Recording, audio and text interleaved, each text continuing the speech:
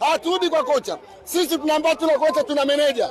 Si ndio? Tuna meneja. Wana Simba, viongozi wa Simba. Sisi hatumtaki meneja, tunamtaka kocha shehe. Ndio. Hatumtaki meneja, tunataka kocha.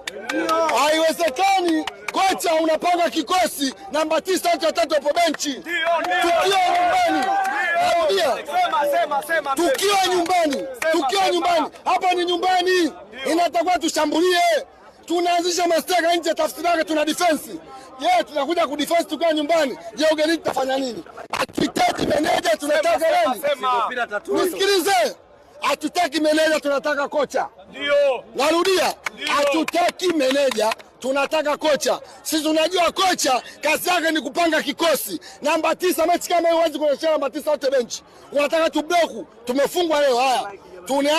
Tunaanza. Ndio kwanza tumefungwa leo tunaanza. Kawaida ya Simba makundi sasa tufungu kwa Mkapa.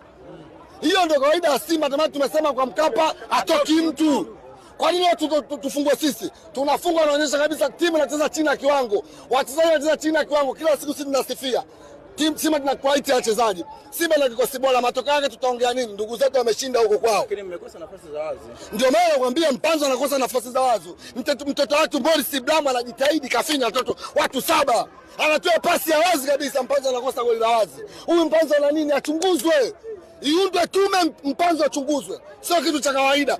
Sisi kazi yetu kusifia na kukosoa. Mpanzo kiwango chake tulizishwe na kiwango cha Mpanzo. Anatukosti. Mpanzo tumwambia ukweli, anaikosti Simba. Kama hataki kucheza Simba ondoke.